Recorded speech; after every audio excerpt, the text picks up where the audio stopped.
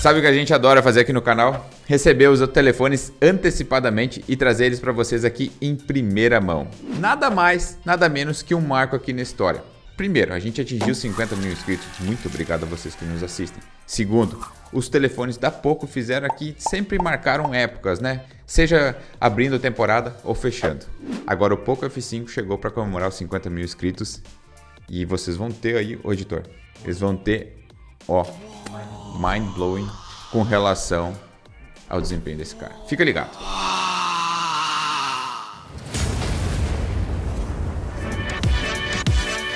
Ele acabou de ser lançado e chegou com o novíssimo Snapdragon 7 Plus da geração 2. É o primeiro Snapdragon 7 que a gente testa por aqui. Ele tem 8 GB de memória RAM e 5.000 mAh de bateria. A tela é um display OLED de 6.67 polegadas Full HD com 120 Hz de taxa de atualização. E como a gente ama comparar gerações, trouxemos nada mais nada menos do que o Poco F4 para competir com o F5. O F4 foi o grande campeão do custo-benefício de 2022. A pergunta é, o F5 vai ser de 2023? E o Poco F5 é o smartphone topo de linha da Poco, por isso a gente vai jogar tudo com os gráficos no máximo. E dessa vez o CarX Street instalou no celular que a gente analisou por aqui e a gente pôde verificar o seu desempenho, diferente dos dois últimos roda-lisos que a gente teve que substituir pelo Asphalt 9, cujo eu acho que é melhor.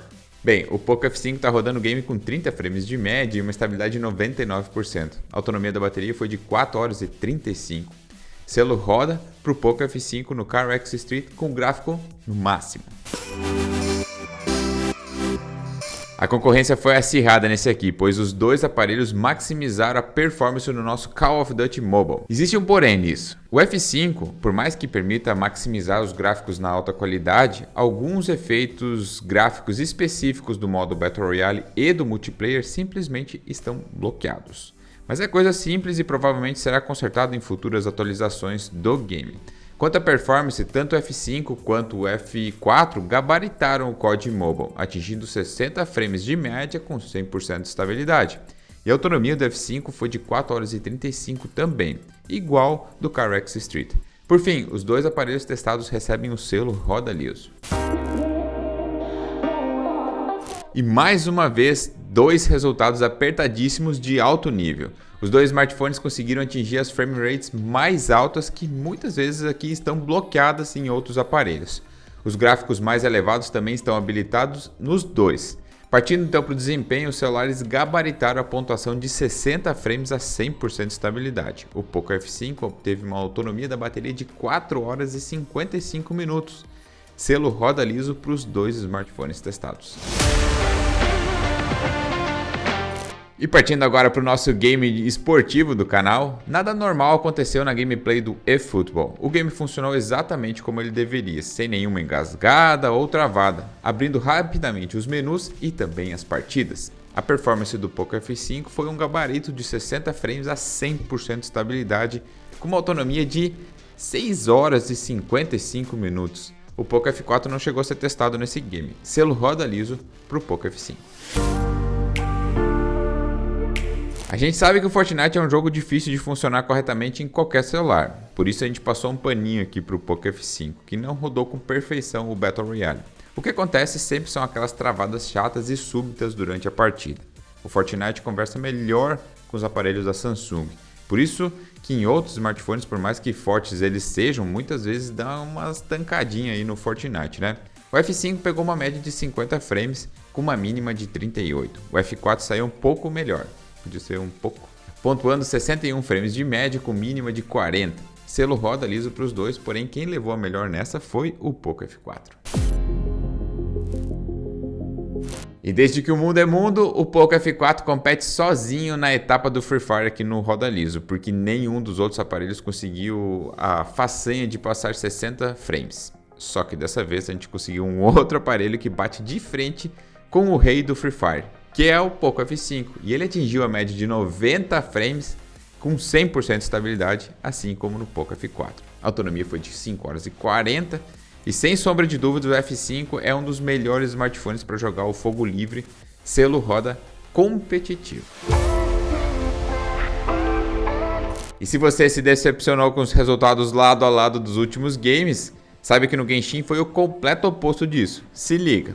O Poco F5 levou o game com facilidade e pouquíssimas travadas, bem melhor do que o seu antecessor. A taxa de quadros médio foi de 56, com uma estabilidade de 93%, a autonomia beirando nas 4 horas. Já o F4 foi inferior no Genshin Zera, marcando apenas 39 quadros de média com uma estabilidade de 81%. Selo roda liso para o Poco F5 performou muito bem.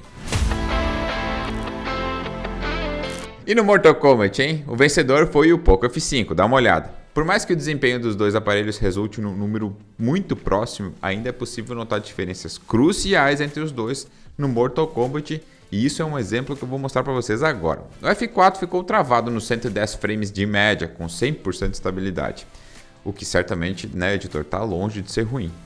Tá longe, né? O Poco F5, por outro lado, opera na performance máxima, marcando 119 frames de média com uma estabilidade de 99%. Para finalizar, a autonomia dele no Mortal Kombat foi de 4 horas e 55.